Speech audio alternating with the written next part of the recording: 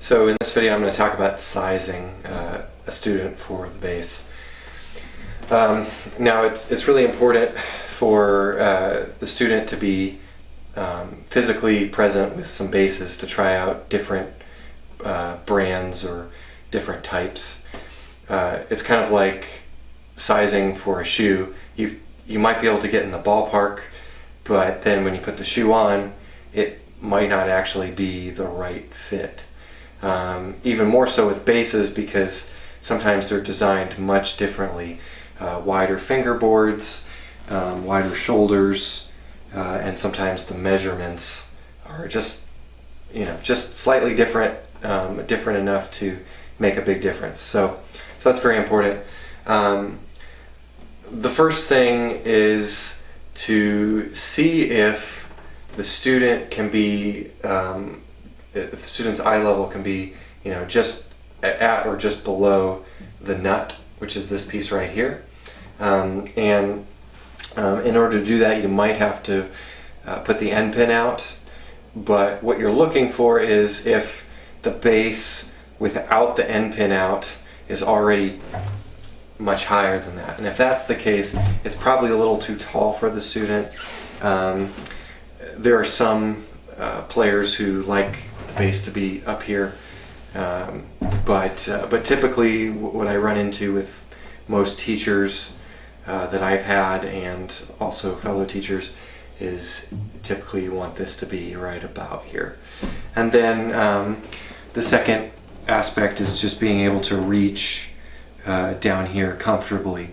And the key is clearing these shoulders right here. If the shoulders are too wide, the student might only be able to reach, somewhere in this range. So you want to see if they can reach the bridge with both of their hands. Because if they can do that, then they can, reach all the notes theoretically, and bow in any part of this space right here. And a student might not start there, although there are methods that start the student, in the thumb position, right around this area. But at any rate, if a student can reach down here, they'll be able to comfortably play, up and down the bass, at least.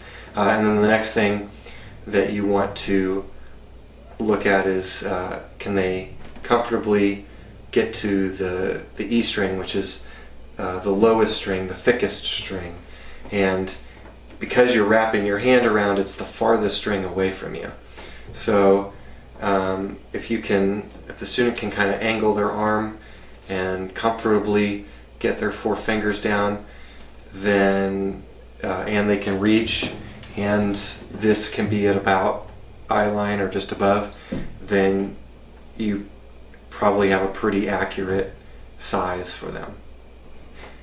Just so you know, the common sizes are 1/8, quarter, half, 3/4, and 7/8. Many times people top out at 3/4. I play a 3/4 bass. I could play a 7/8, but I just like the scale of a 3/4. It's very comfortable to me, and I like the sound of my bass. I would be remiss if I didn't mention that there are also very small sizes like 16th and 32nd. Those are sizes that a very small child could play. So if you have a small child, you don't need to start them on violin or piano. You can start them directly on the bass.